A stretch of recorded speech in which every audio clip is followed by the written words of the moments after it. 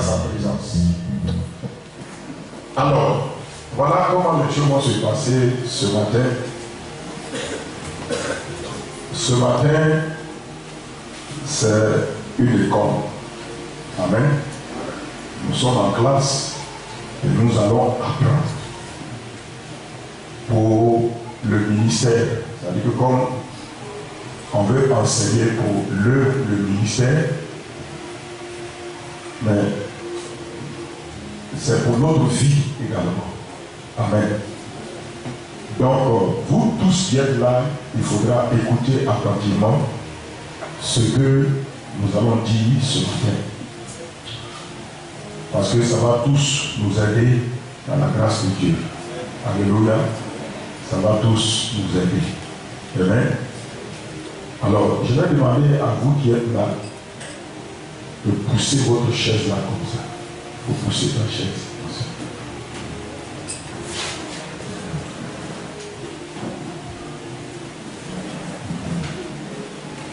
Voilà.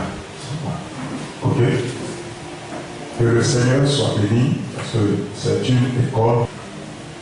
Dieu veut que nous ayons des succès, des progrès évidents dans notre vie spirituelle. Dieu veut que nous puissions progresser dans nos ministères. Dieu veut que tu progresses, que je progresse dans ma vie et dans le ministère. Ma vie, c'est pour moi-même. Le ministère, c'est ce que Dieu m'utilise pour faire dans la vie de quelqu'un d'autre. Amen. Je n'en ai pas là-bas parce que c'est un enseignement. Et écoutez attentivement. Parce que ce qui va aider ta vie va aider ton ministère. Ce qui n'aide pas ta vie n'aidera pas ton ministère. Parce que le ministère, c'est en fait ce que Dieu a fait dans ta vie. Que quand tu rencontres la vie de quelqu'un d'autre, tu partages ça dans sa vie. Donc ce qui n'a pas marché avec ta vie, ne marchera pas avec la vie de l'autre personne, puisque les prédits que tu rencontres là, ce sont la vie des gens que tu veux impacter. Si ça n'a pas touché ta vie, toi, un être humain, ce n'est pas la vie d'un autre être humain et ça va aider. Écoutez-moi, les pasteurs et les femmes de pasteurs, il faut m'écouter. Parce que quand on dit le ministère, tout ça, ça concerne les pasteurs, les femmes de pasteurs, ça concerne les responsables dans nos églises, ça concerne les chrétiens. Il n'y a pas un chrétien sans une vie et un ministère. Tous les chrétiens ont une vie chrétienne à vivre et ont un ministère à accomplir. Est-ce que vous comprenez? Tous les chrétiens. Amen. Le ministère, c'est pas jouer la basse, jouer le piano, bien quoi. Non. D'abord, tout chrétien, il y a ta vie chrétienne que tu dois vivre. Maintenant, il y a le ministère que tu exerces. Le ministère, c'est ce que Dieu t'appelle à faire envers les autres. Et de manière générale, le ministère, c'est quoi? C'est le fait que nous tous, nous devons témoigner à ceux qui ne connaissent pas Jésus pour qu'ils acceptent Jésus. Ça, c'est le ministère. Tous les chrétiens ont ça. Tu ne peux pas t'asseoir et puis dire, je témoigne à moi-même que je vais accepter Jésus. Tu ne peux pas t'asseoir et prêcher toi-même pour dire, monsieur, est-ce que tu vas accepter Jésus comme ton souhait? Ça n'a aucun sens. Si tu dois témoigner, c'est toujours envers quelqu'un d'autre. Vous êtes d'accord? Donc le ministère et la vie chrétienne, c'est quelque chose qui est rassemblé dans chacun d'entre nous. Tout chrétien doit non seulement exercer le ministère, il doit vivre que tout chrétien a une vie chrétienne à vivre et a un ministère à accomplir. Ok? Mais parce que si votre tête là tournez vos chaises là, vous pouvez regarder. Il ne faut pas vous gêner. Là, c'est pas quand tu es comme ça, tu regardes, ça te fait mal au cœur. Tout ta chaise comme ça, et puis regarde. Si c'est comme ça, tu vas te sentir à l'aise. Voilà. On n'est pas dans la chose.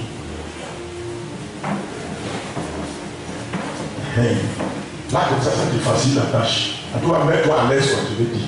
Voilà. Voilà. Quand tu veux pousser la table devant toi, dans le coup là, vous écrivez dessus. Voilà. Ok? Donc, il veut que nous soyons à l'aise. Ça n'empêche pas l'enseignement de passer.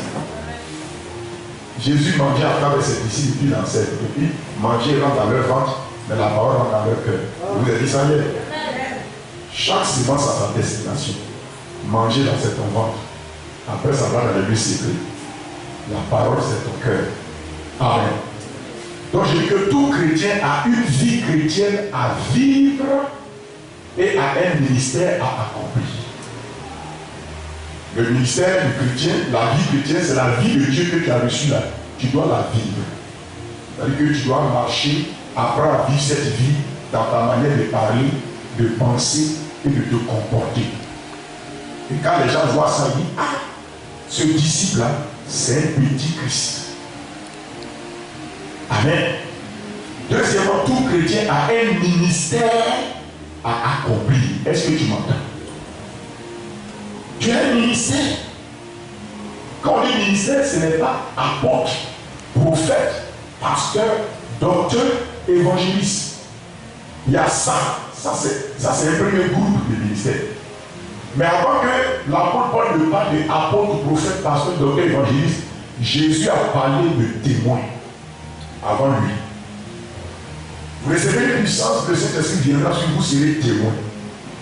À Jérusalem, en Judée, en Samarie, aux extrémités de la terre.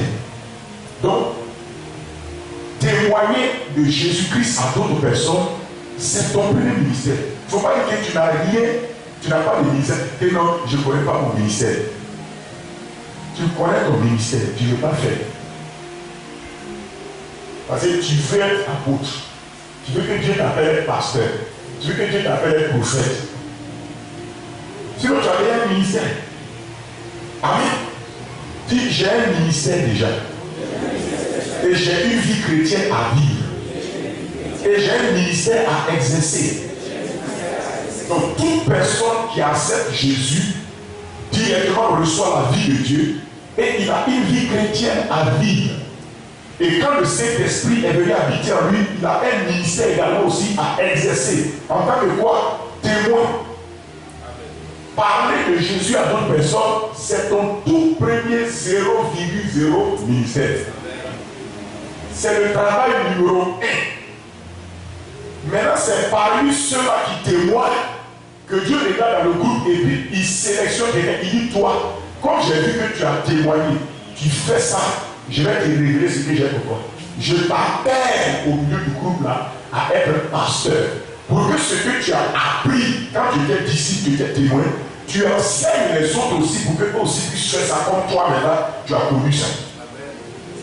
C'est pour ça, si vous n'avez pas été un croyant, un disciple et un témoin, vous ne pouvez pas être un bon ministre de Jésus dans les 5 ministères. Au départ, on est des croyants en Jésus. On a entendu l'évangile, on a cru en Jésus. Quiconque croit à la vie éternelle. On est des croyants. Quand on est devenu des croyants, on a reçu la vie éternelle par la nouvelle naissance. Dès qu'on est né de nouveau, deuxième étape, on quitte le stade de croyant. On est toujours croyant, mais on passe à une autre étape qui est disciple. Parce qu'on vient de croire en Jésus et de l'accepter. Ce message, il faut l'enregistrer parce que vous le ferez passer. On vient de croire en Jésus. Non seulement on a cru en Jésus, on est devenu maintenant enfant de Dieu. Mais on ne connaît pas comment Jésus vit. On ne connaît pas le Seigneur avant, on vient de le connaître. On a cru en lui et puis nous a donné la vie de Dieu. Maintenant on est son enfant. Mais comme on est son enfant maintenant, il faut qu'il nous donne une éducation et une discipline. C'est à partir de ce moment qu'on devient disciple. Tes enfants qui sont nés de toi là, à un moment ils deviennent des disciples parce que tu vas les éduquer. Et le disciple, c'est celui qui accepte d'être éduqué par le nouveau maître qu'il vient de recevoir, qui s'appelle Jésus. Il dit, Jésus est mon nouveau patron maintenant. Maintenant, il faut que je me discipline selon lui. Et pour te discipliner selon Jésus, il faut sa parole. Sa parole est l'élément principal de la discipline. La discipline, c'est quoi? Il va te dire, voilà ce qu'il faut savoir, voilà ce qu'il faut faire, voilà ce qu'il ne faut pas faire. Et en faisant comme ça, tu disciplines tes pensées, tu disciplines ta manière de parler, tu disciplines ton comportement, tu disciplines tes habitudes et tu laisses tomber les vieilles manières de vivre que tu avais avant. Tu changes d'habitude, de pensée, de langage et de parole. Tu parlais comme ça avant, maintenant ton nouveau Seigneur te discipline et sa parole, oui, tu parles maintenant comme ça. Tu faisais comme ça avant, il dit maintenant tu changes, tu fais comme ça. Tu pensais comme ça, maintenant tu penses comme ça. Tu agissais comme ça, tu avais tel sentiment, maintenant ce sentiment-là, c'est pas bon. Il faut avoir tel sentiment. Donc il discipline tes sentiments, il discipline tes pensées, il discipline ton langage, il discipline ton comportement, il discipline ta relation avec les autres. C'est là que tu discipline. Mais pendant qu'il te discipline, il te fait rentrer dans un autre état qui est témoin. Parce qu'il a mis son esprit en toi. Et il te dit, quand tu acceptes Jésus, va témoigner à d'autres personnes d'accepter Jésus comme le Sauveur et Seigneur. En ce moment-là, tu deviens témoin. C'est-à-dire qu'il te donne un travail à faire. Premièrement, tu as cru en Jésus. Il t'a fait naître de nouveau en te donnant sa vie. Deuxièmement, il continue le travail en te disciplinant. La discipline, c'est ton éducation personnelle. Il t'éduque en tant que son enfant. Tout vrai papa donne une éducation à son enfant. Amen. Maintenant, pendant qu'il te discipline, il te dit, j'ai un travail pour toi. Il dit, je veux que tu ailles témoigner aux autres. Ce que j'ai fait dans ta vie, va dire aux autres que Jésus est bon. Va dire aux autres que Jésus les aide, que Jésus veut leur vie. Va témoigner. Et pour que tu puisses témoigner, il met son esprit en toi pour te rendre capable de rendre témoignage de lui. Et brusquement, tu commences à gagner des âmes. C'est pourquoi quelqu'un qui a accepté Jésus n'a pas besoin de mettre 5 mois, 1 an, 2 ans avant de gagner. Il y a des gens, même jour, qui ont accepté Jésus, le lendemain, ils gagnent d'autres personnes à l'église. C'est un travail, non? Tu dois le faire. Donc il y a ta vie. Tu as reçu la vie de Dieu, mais il va éduquer ta vie à travers la discipline. Mais en même temps, il te confie un travail de témoigner. Il faut témoigner. Ça, c'est un ministère. Donc tu as une vie chrétienne à vivre. Mais tu as un ministère aussi à exercer. Et l'un des ministères, c'est témoigner. Deuxième ministère du chrétien, c'est quoi? C'est la prière et l'intercession. Ah oui? Le ministère des chrétiens, c'est la prière et l'intercession. La Bible, il a fait de nous des sacrificateurs. Le mot sacrificateur veut dire celui qui doit aller devant Dieu au fil des prières et des intercessions. Avant le sacrificateur, il offrait la viande. Mais toi, maintenant, le nouveau sacrificateur, tu n'offres pas la viande. Tu manges la viande, mais tu offres des prières, des intercessions et des actions de grâce. Toi, maintenant, tu fléchis de nous dans la prière. C'est pourquoi il n'y a pas quelqu'un qui est appelé au ministère d'intercession. Tous les chrétiens ont ce ministère en eux. Maintenant, certaines personnes pratiquent l'intercession plus que d'autres.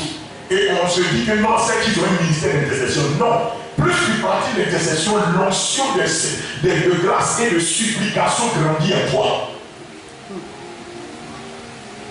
Tu n'as pas quelqu'un qui dit que lui, il a le ciel m'appelle à l'intercession. Tous les chrétiens ont ça.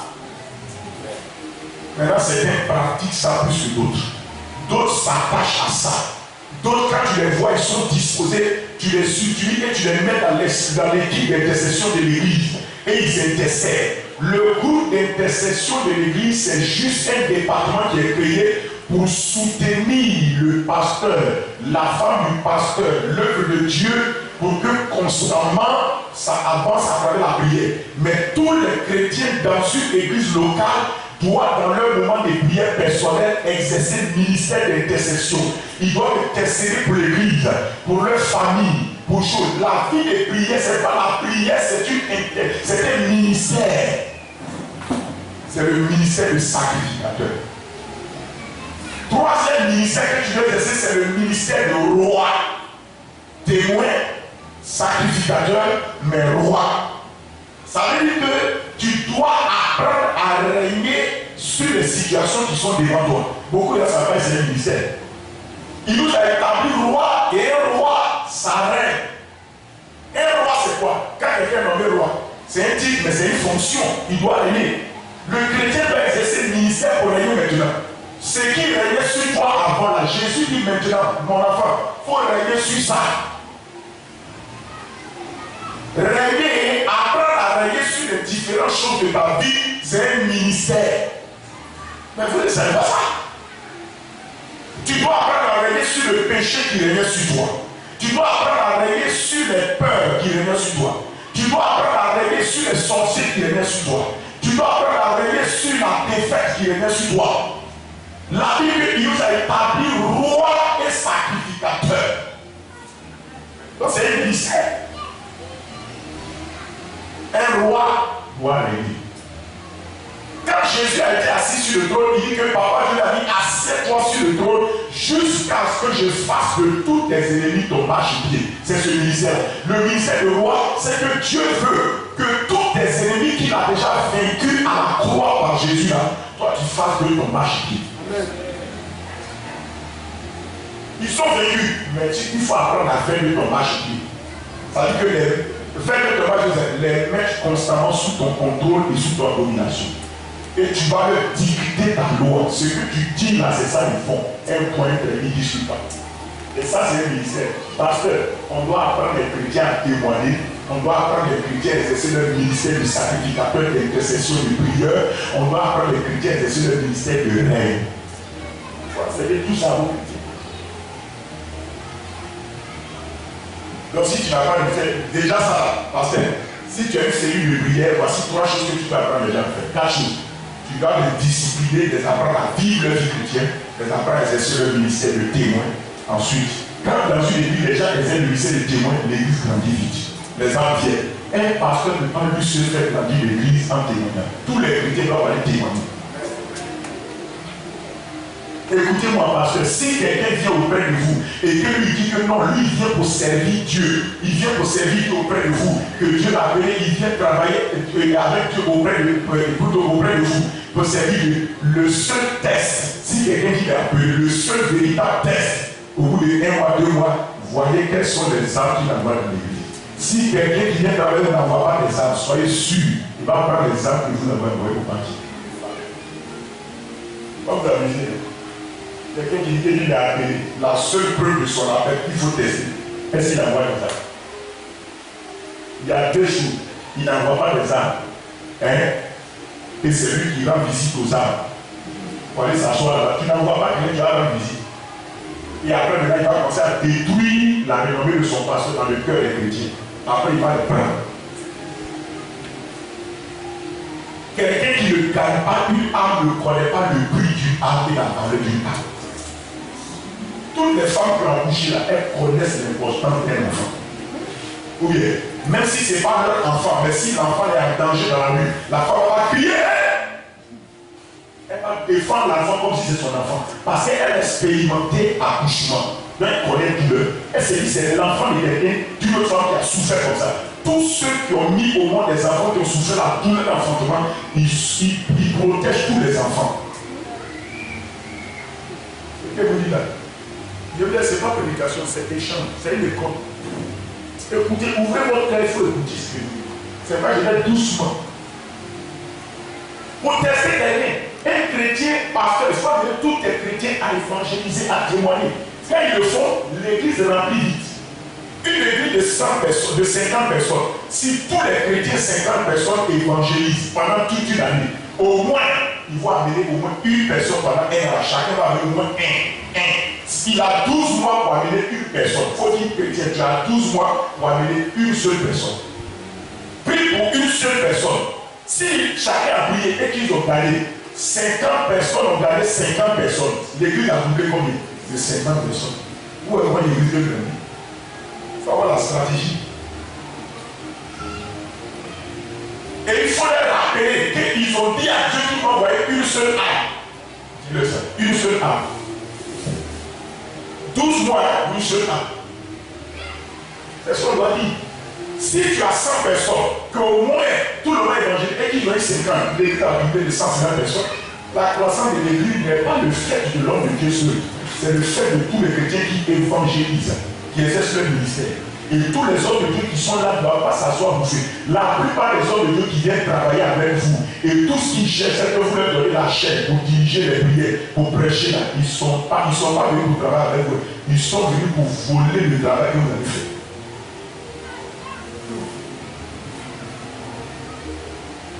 Parce que quelqu'un dit qu'il a, je te regarde d'abord. Je te regarde. Au bout d'un an, Dieu dit, quelle âme tu as envoyé dans lui? S'il ne peut pas dire ça, c'est que lui-même, si Dieu lui confie lui-même une église, il ne peut pas envoyer quelqu'un. Et tu ne peux pas prendre quelqu'un comme ça, l'amener pour y aller ouvrir l'église. Devant toi, il n'a pas ouvert l'église. Au loin de toi, il ne va pas ouvrir l'église. Tout ce qu'il va trouver, le terrain est dur.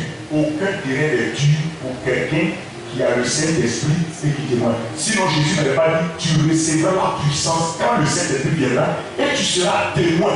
Il est témoin à Jérusalem, Judée, Samarie, aux extrémités de la terre. Ça veut dire que quelqu'un qui a reçu le Saint-Esprit, ni Jérusalem, ni Samarie, ni la Judée, ni les extrémités de la terre, n'est un terrain dur.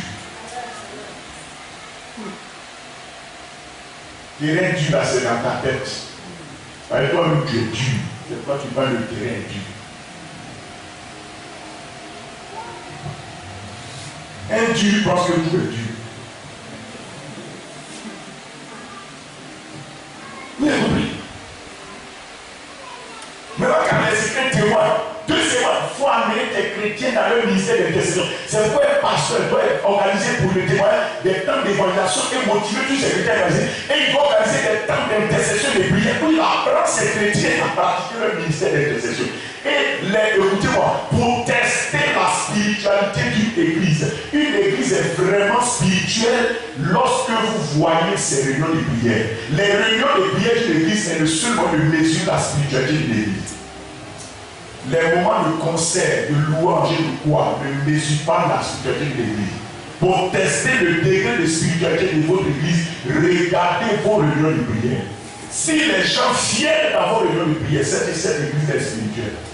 Pour tester la spiritualité de vous-même, votre propre vie spirituelle, c'est égal à votre vie de prière. Personne n'est au-dessus ou supérieur à sa vie de prière. Le seul moyen de tester votre spiritualité, regardez votre vie de prière. Tu pries comment? Tu pries combien de temps? Combien de temps tu parles devant Dieu? Est-ce que ta vie de prière est quotidienne? C'est là-bas que ta spiritualité se mesure. Personne n'est plus grand que sa vie de prière. Pour tester la spiritualité de l'église, regardez ces moments de prière, les réunions de prière de l'église pour quel degré de spiritualité cette église possède.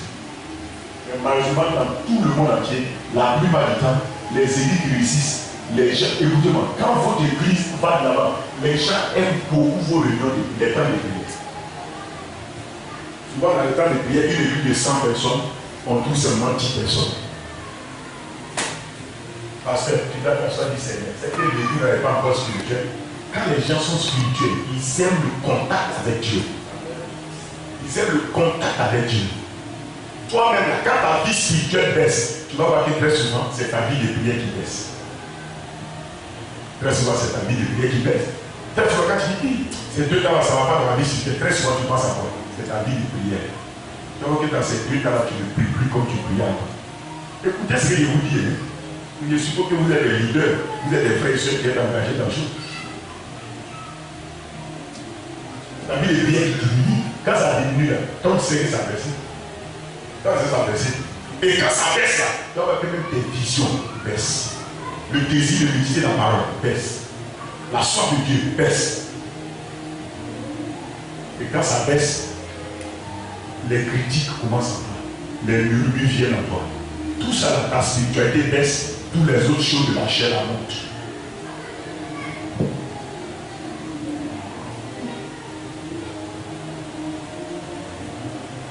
Amen. Vous avez compris? La spiritualité d'une église est mesurée par sa qualité de vie de réunion de prière. C'est votre réunion de prière qui mesure la spiritualité de votre église. Le vôtre ne peut pas être parfait.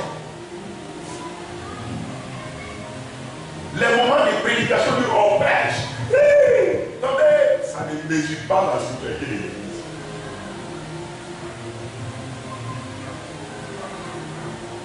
allez repartir, ramenez le ministère d'intercession et de prière dans votre vie.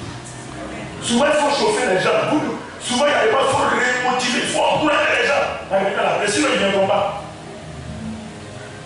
Et vous allez voir que quand la vie de prière et d'intercession dit de Christ se lève, des choses étranges, des guérisons, des délivrances, des choses commencent à se passer dans l'église.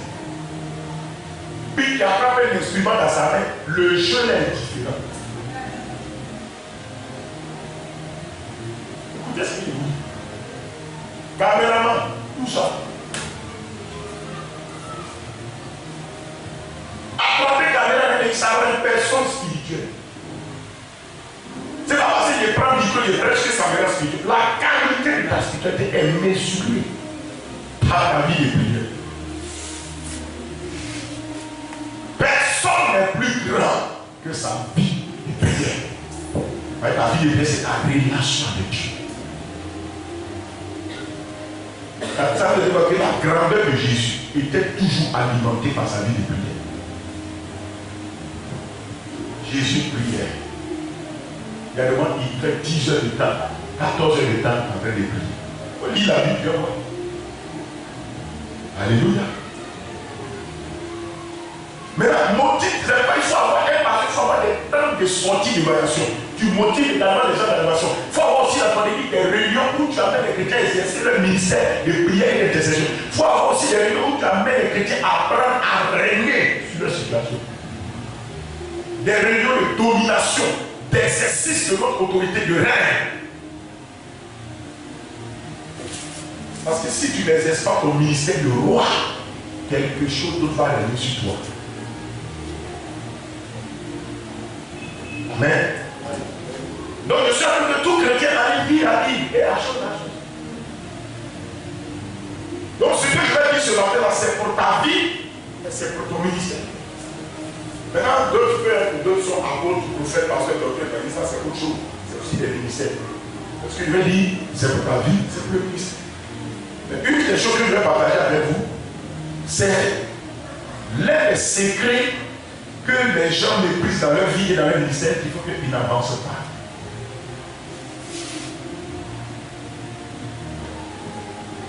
Le secret du succès de nos vies ministères à travers la méditation de la parole.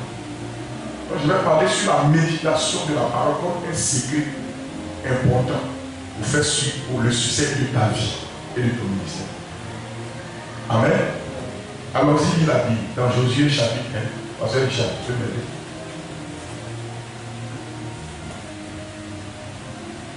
Quelqu'un a dit la méditation, c'est le ticket de succès dans la vie et le ministère. C'est ton ticket de succès. C'est un ticket gagnant. Quand les gens jouent les PMU, les gens jouent les poids là, il y a des tickets perdants, il y a des tickets gagnants. Dieu te donne dans la course de ta vie et du ministère un ticket gagnant. Amen. Allons-y, lis dans Josué chapitre 1, à partir du verset 1 d'abord. Josué chapitre 1 à partir du verset 1. Après la mort de Moïse, serviteur de l'Éternel, l'Éternel dit à Josué, fils de Nun, serviteur de Moïse. Reprends un peu. Suivez bien, s'il vous plaît. Après la mort de Moïse, serviteur de l'Éternel, l'Éternel dit à Josué, fils de Nun, serviteur de Moïse. Reprends encore, pasteur Richard.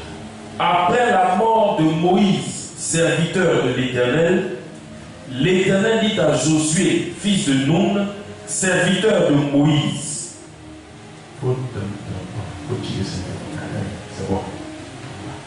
Reprends.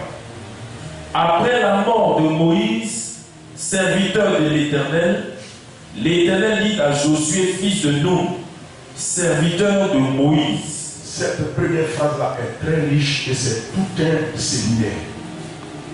La Bible dit qu'après la mort de Moïse, serviteur de l'Éternel, l'Éternel dit à Josué, serviteur de Moïse.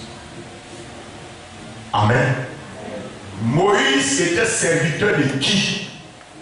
De l'Éternel. Ça veut dire qu'il était aux ordres de l'Éternel. C'est ce que ça veut dire. Un serviteur de quelqu'un, il dit, tu te mets aux ordres de la personne. Tu te mets sous les instructions, sous la direction, sous la discipline, la correction et l'enseignement de la personne.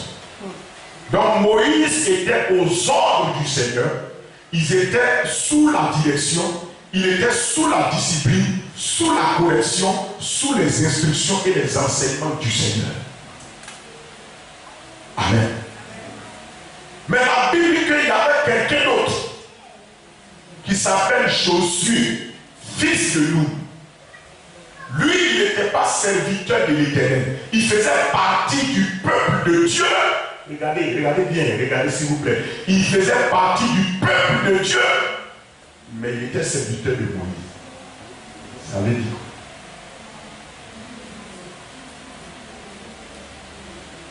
Cela veut dire que vous ne pouvez pas réussir efficacement si vous n'avez pas de Moïse sur vous. Et quand vous avez un Moïse, écoutez ce que je vais vous dire. Vous pouvez dire que je suis enfant de Dieu, donc je sers Dieu.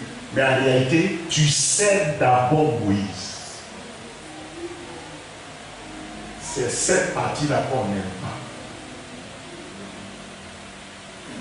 C'est un principe spirituel qui est caché ici. Dieu va toujours établir quelqu'un sur toi. Cette personne, lui, il est aux ordres du Seigneur, il sert Dieu, il écoute Dieu, il fait. Mais toi, tu es à lui ses ordres. Tu ne sers pas Dieu directement. Tu sers d'abord l'homme. Quand on dit ça, les gens, on veut les contrôler. Ce qui a écrit cette phrase, c'est Dieu qui l'a écrit. Tu vas comprendre quand je vais t'expliquer. C'est pas là que je vais dire, mais Dieu m'a dit, je vais parler ce côté. Dieu vous donnera toujours votre Moïse. Vous devez discerner qui est votre Moïse. Vous devez reconnaître toujours qui est votre Moïse. Vous devez savoir quel est mon Moïse. Sinon tu n'apprendras pas. Il y a des gens qui se promènent dans la ville, ils n'ont pas de Moïse. Il y a des brebis qui n'ont pas de berger. Ils sont itinérants. Itinérants, tu les savais d'où? Itinérant ne pas dire touriste. Itinérant veut dire tu as une base où tu as un Moïse. Et maintenant, il reconnaît ce que tu as donné, il te dit va ici, va ici. Tu t'en vas tourner, après tu reviens lui rendre compte. Qui est ton Moïse? Si tu n'as pas de Moïse, tu vas mettre des années à apprendre ce que tu devais apprendre rapidement. Il dit Josué, serviteur de Moïse. Moïse, serviteur de l'Éternel.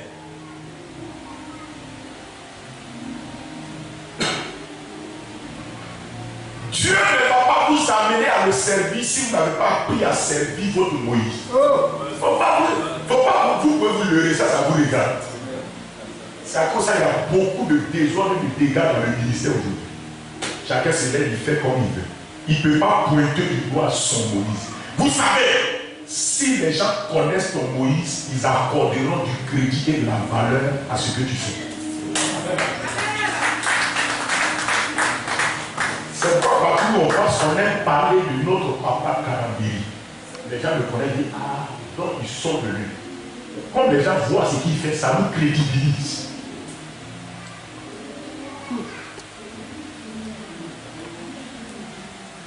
Dans une église locale, ton pasteur, c'est ton Moïse. Ah, que tu veux ou non? Que tu veux ou non? C'est ton Moïse. Et tu dois te mettre, ton pasteur, il est aux ordres du Seigneur. Il est aux ordres du Seigneur. Il se soumet aux instructions du Seigneur. Mais toi, tu dois te soumettre aux instructions de ton pasteur. Ça, c'est ce qu'on appelle l'ordre divin. Même chose.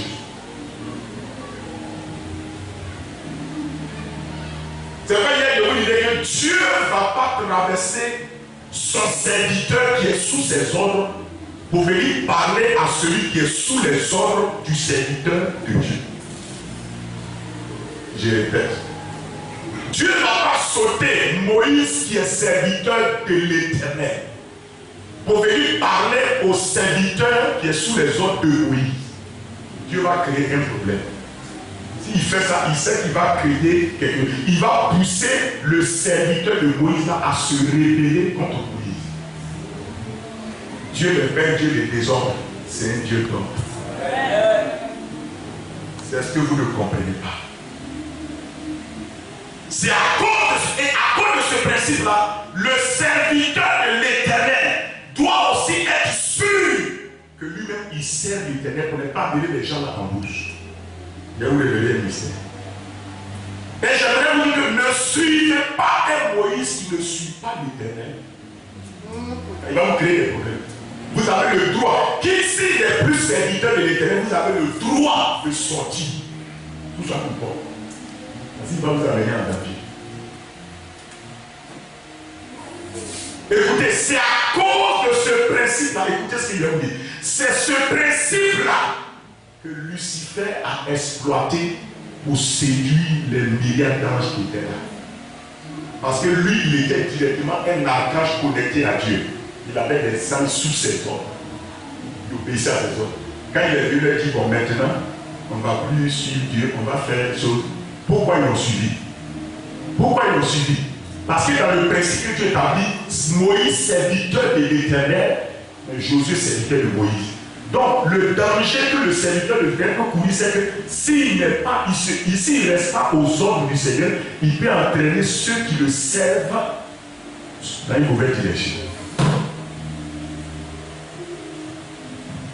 Parce que chaque archange avait des anges sous son autorité. C'est de ce mot archange que vient le mot archibishop. Il y a les bishops et il y a les archibishops. Un archibishop, il a plusieurs bishops sous ses ordres. Un archange a plusieurs anges sous ses ordres. Donc si l'archange est séduit, il peut séduire les anges. C'est ce qui s'est passé à la chute. Au ciel, il a entraîné, comme on dit, un tiers des anges avec lui. Amen.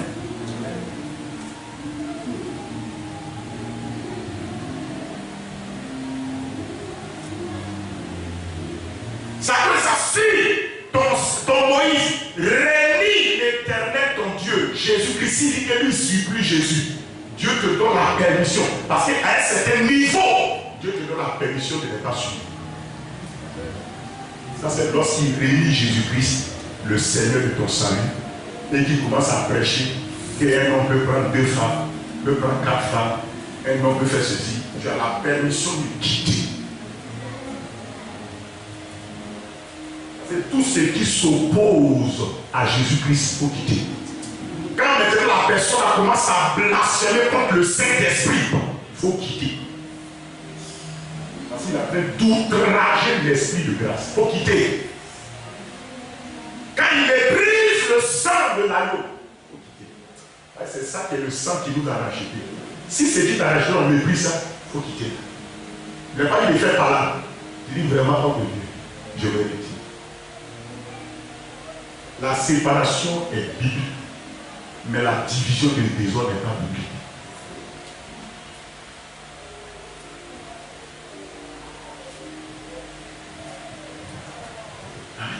C'est pourquoi l'apôtre Paul dit, soyez mes imitateurs, comme moi-même je le suis de Jésus-Christ. J'aimerais aussi vous dire, c'est à cause ça que l'Église doit apprendre toujours à prier pour son pasteur, pour qu'il reste dans la bonne ligne.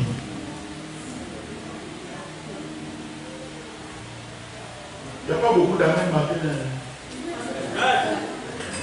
Ah, vous écoutez, excusez-moi. C'est comme ça, il dit prier toujours pour votre pasteur. Ce sont vos intercessions qui vont façonner votre pasteur et garder dans la vie. Mais au lieu d'intercéder, on critique. Vous ne savez pas que les critiques des noms de Dieu sont aussi une forme d'intercession négative pour qu'il devienne mauvais davantage. Plus vous critiquez quelqu'un, vous êtes en train de prier le diable de le rendre mauvais. Plus vous murmurez, c'est quand il est méchant. Le diable vient pour le rendre méchant encore.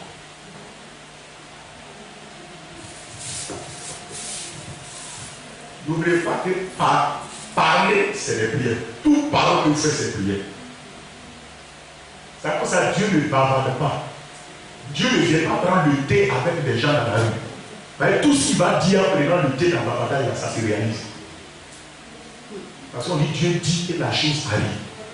On dit quand il dit si vous lui ça dit que les choses arrivent. C'est pour ça que vous ne savez pas que quand on dit une vie, écoutez-moi, la vie de prière c'est quoi? La vie de prière est différente des moments de prière.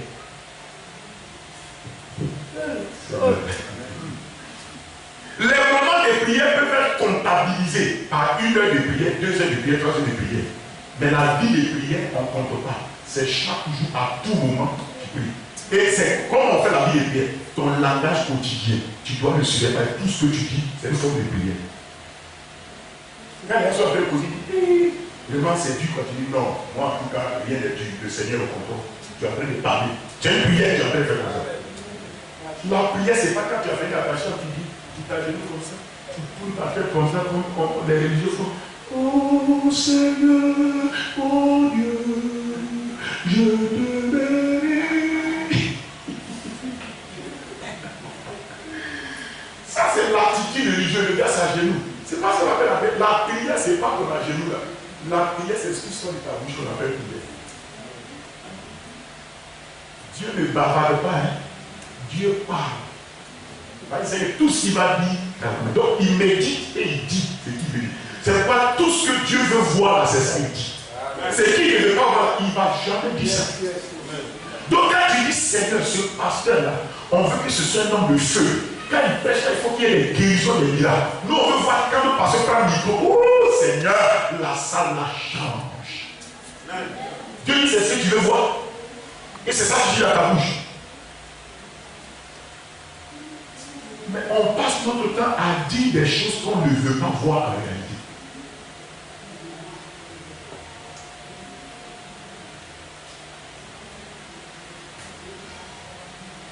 Donc quand ton Moïse là, il sert l'Éternel, toi, écoutez-moi frères et sœurs, ce n'est pas une honte. Si vous allez quelque part, quelqu'un vous dit, vous là, vous suivez les pasteurs, on dirait mouton. Il ne faut pas l'écouter. Si tu ne sers pas ton berger, écoutez-moi, ce qu'elle vous dit là, le pasteur sert l'Éternel. Toi, tu le sers. C'est le principe établi par Dieu. Le centenier romain a dit à Jésus, il dit, je suis soumis à mes supérieurs. Mais moi aussi, j'ai des gens sous mes ordres, ils sont soumis à moi. Les gens sous ces ordres-là ne sont pas soumis à ses supérieurs. Les supérieurs ne voient pas les serviteurs de l'ordre. Et tout ce qu'il voit, c'est cet homme-là. Il lui donne des ordres. C'est à lui d'aller faire obéir ses troupes. Écoutez, quand vous faites ça, il y a des choses que Dieu met sous votre autorité qui vont vous obéir.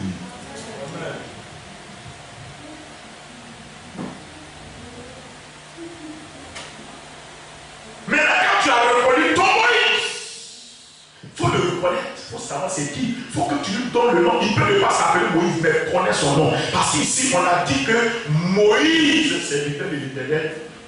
Ensuite, Josué, serviteur de Moïse. Tu dois connaître le nom de ton Moïse. Tu dois connaître son nom.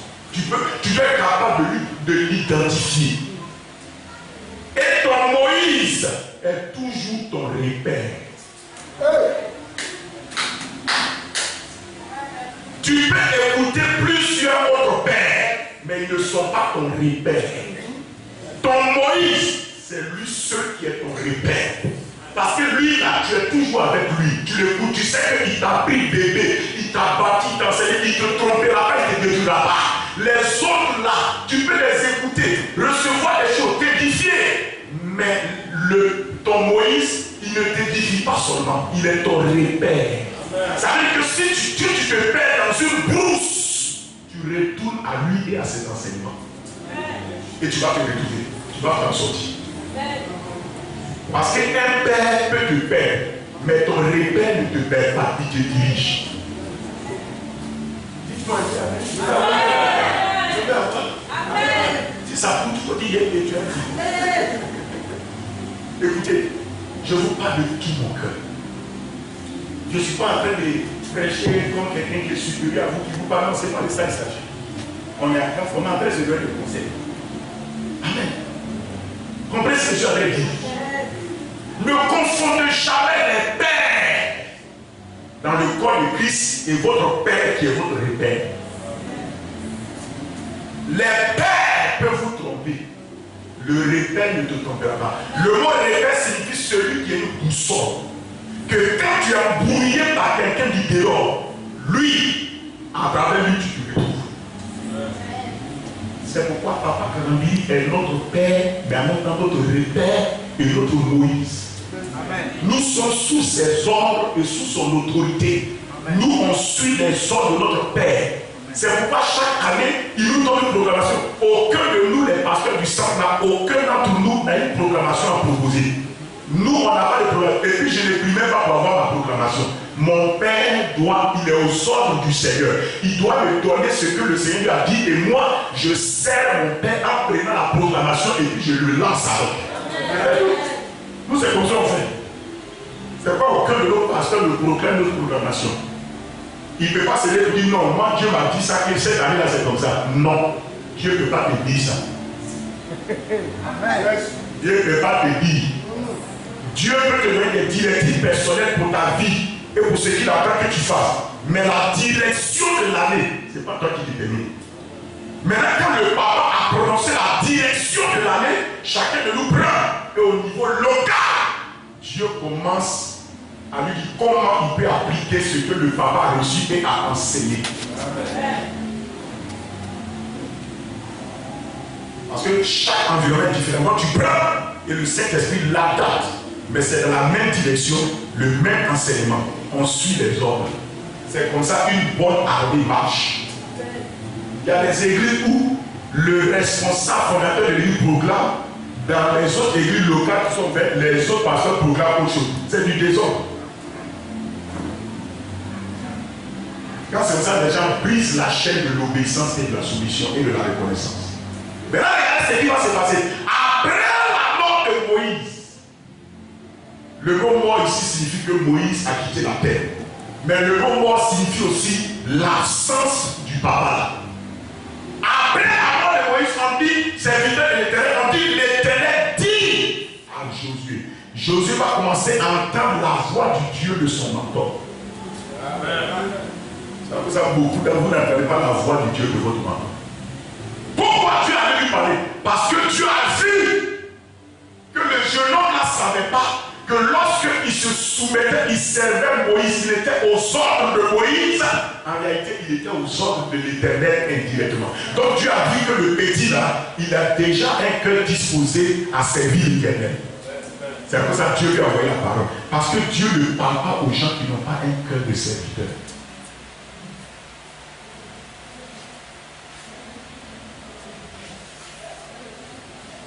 Beaucoup de gens n'entendent pas désigner. Mais quand ils disent Seigneur, dirige-moi, il faut me parler.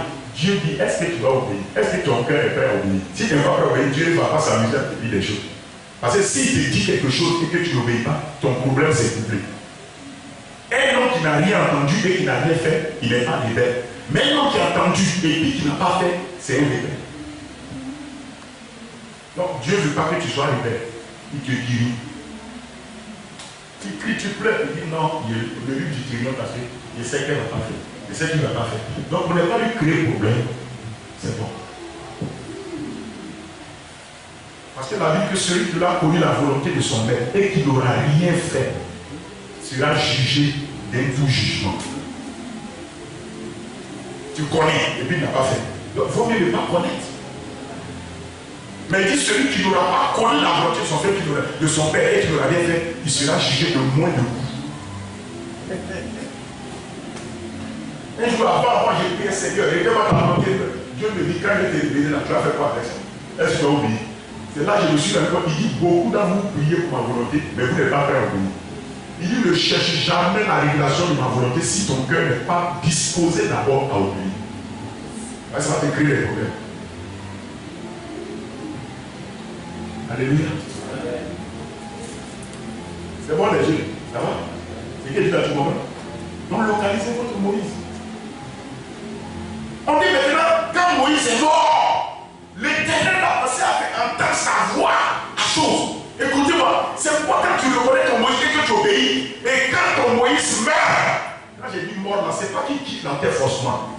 Souvent, il voyage, il n'est pas là, il est absent. Et puis il te dit pardon, il faut diriger les vies, il faut conduire les choses. Brusquement, tu connais que Dieu commence à te parler clairement, te dire des choses. Parce que quand Moïse n'est pas là, l'Éternel, son Dieu, va commencer à traiter avec toi directement.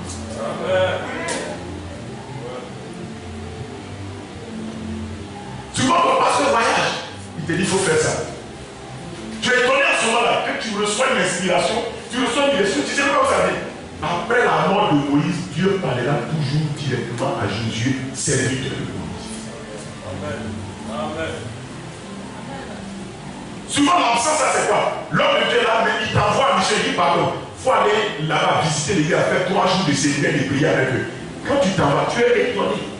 Que la foi de Dieu est dans ta vie, Dieu te conduit. Des choses se passent, tu es surpris. Parce qu'après la mort de Moïse, l'Éternel, son Dieu, va s'adresser aux serviteurs de Moïse. Donc le secret pour débloquer vos oreilles spirituelles et la voix de Dieu, c'est d'ouvrir d'abord vos oreilles spirituelles à la voix de Moïse. Que Dieu a mis de vous.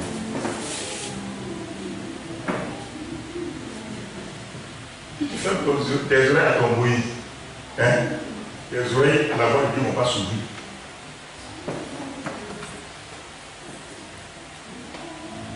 Mais si un homme qui est là, il te parle, tu ne suis pas. Ce n'est pas le Dieu que tu ne vois pas. Quand il va te parler, tu vas obéir.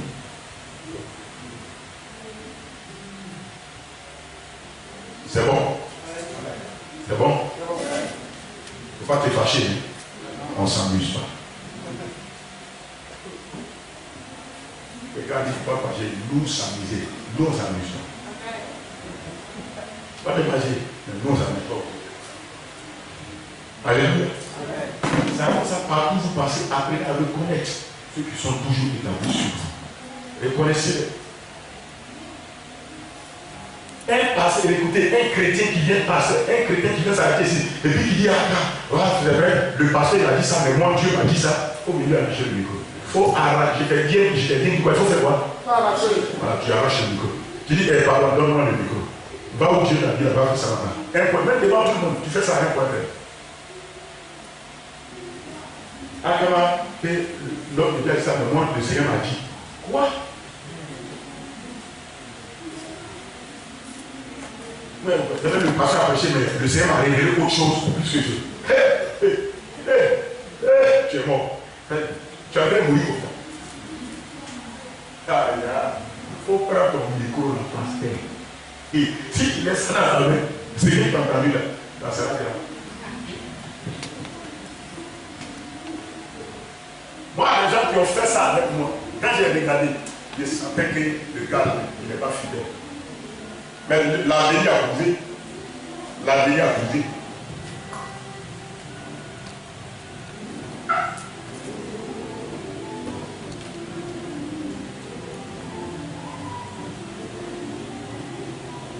En tout cas, le Seigneur m'a amené dans une autre dimension. En tout cas, c'est vrai que je n'ai même pas encore vu mon père spirituel manifester, mais Dieu m'a amené dans une autre dimension. Qui est mort. Alléluia, tu t'es crucifié. Il ne faut pas laisser les gens autour de vous vous empoisonner ça.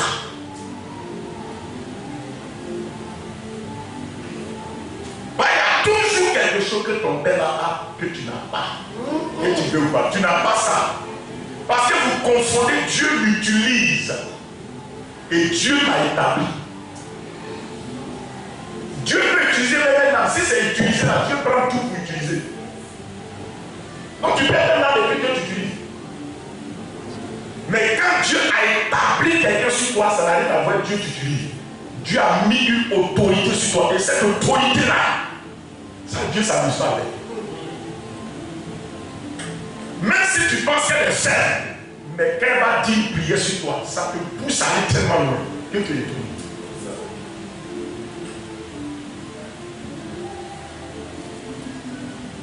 Vous avez compris? Vous avez compris?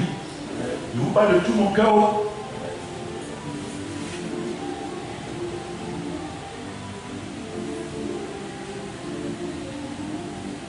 Moi, je n'ai pas de le dire. Tout ce que moi je suis déjà appris, c'est en allant m'asseoir, c'est tout ce qu'il a mis en moi là, c'est ça.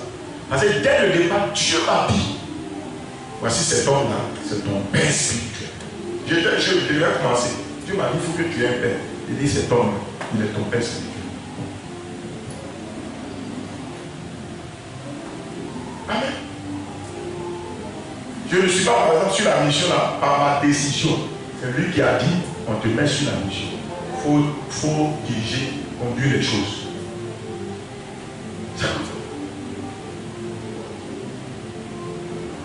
Où je suis en train de te parler, c'est la grâce de son onction qui descend sur nous. Dieu dit, l'onction qui est répandue sur la tête d'Aaron, c'est ça qui descend sur sa barbe, qui mouille ses épaules, le poids de ses vêtements qui descend partout. C'est l'onction qui est sur celui, ton Moïse là, c'est ça qui tombe sur toi. Donc il ne faut même pas t'amuser. Dieu ne t'a pas donné une onction différente, c'est faux. Tu peux avoir un appel qui est différent, mais tu n'as pas une onction différente. Ton père spirituel, il a un appel. Dieu aussi t'appelle auprès de lui. Dieu te donne quelque chose. Mais cet appel est exercé avec l'onction de ton père.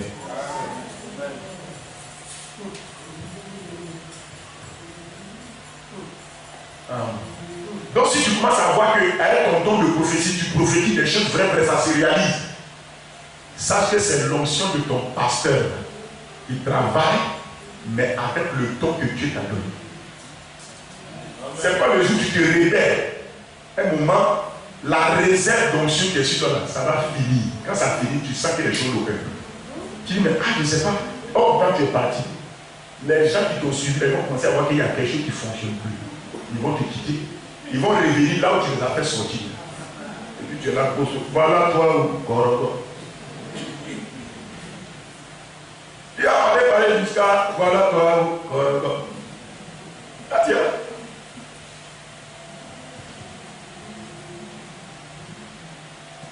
Amen. Donc nous sommes au sort de nos Moïse. Nous sommes sous les instructions, sous la discipline, sous la correction, sous le châtiment des Moïse que Dieu nous a donné.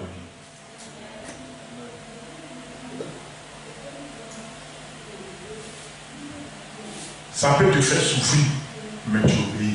La Bible que Jésus-Christ, bien qu'il fût fils,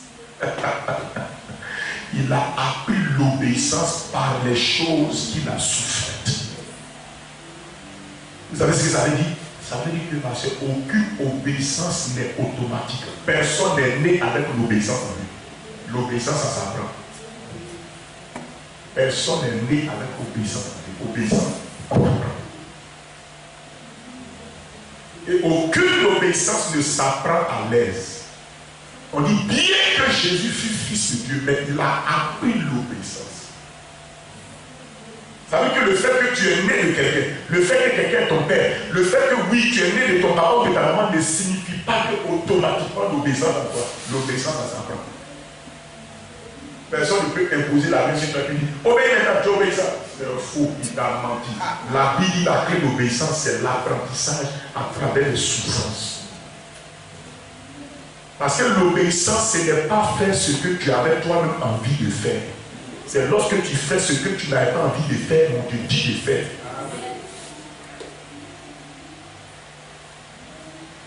Et on dit Jésus a obéi au Père. On dit il s'est rendu obéissant jusque là même où ça devait le tuer. Toute vraie obéissance va te mettre à mort. Mais ça va te ressusciter après.